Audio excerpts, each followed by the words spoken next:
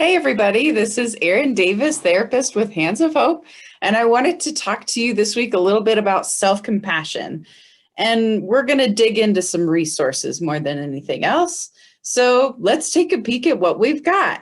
So we're going to look at the work done by Dr. Kristen Neff. You'll notice that this is self-compassion.org, and it's a wonderful resource for anybody who wants to look at taking better care of themselves. So when we look at self-compassion, we're really looking at what it means to have, like, literally have compassion for yourself. You can see there are lots of resources here. So when you look at what is self-compassion, it's long. So a lot of it is really just being compassionate for yourself in the way that you're compassionate for others. You notice what's going on inside of yourself and you understand that experience and give it the emotion that it deserves. That means having warmth and caring, responding to your own pain. And this talks a lot about that.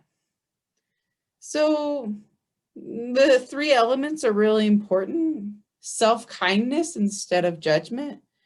So looking at being warm towards yourself and forgiving, cutting yourself a break, looking at common humanity instead of isolating ourselves. So understanding that our suffering is not alone, that it happens within the context of community. Part of being human is making mistakes and messing up.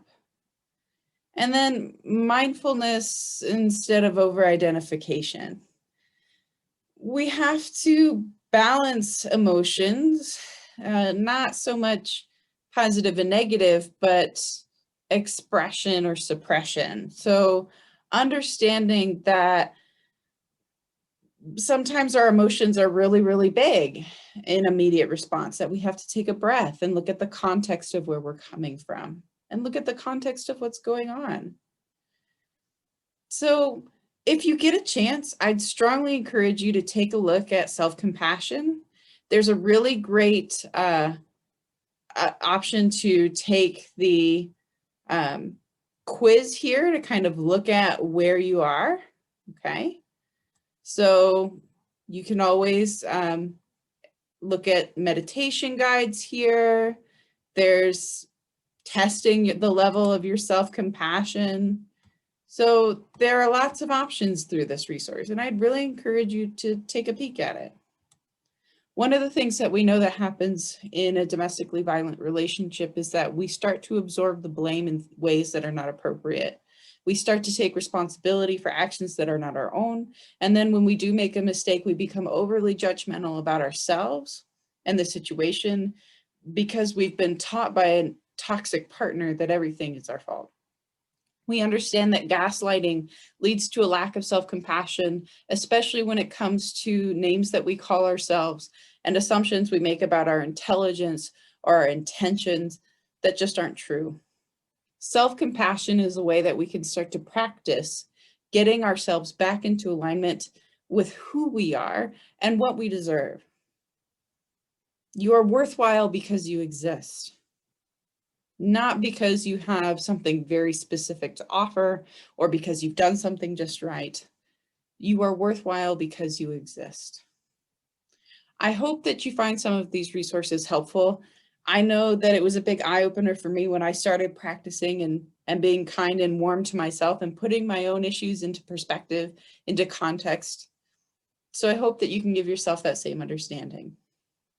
If you find that you're struggling with that and that a lot of that has to do with your partner, please feel free to reach out. We would love to be helpful. Hands of Hope is a really great place to call and ask about resources, especially if you're not sure what that relationship is doing.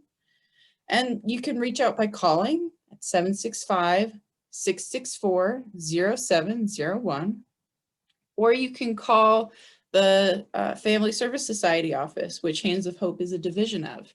And that phone number is 765-662-9971.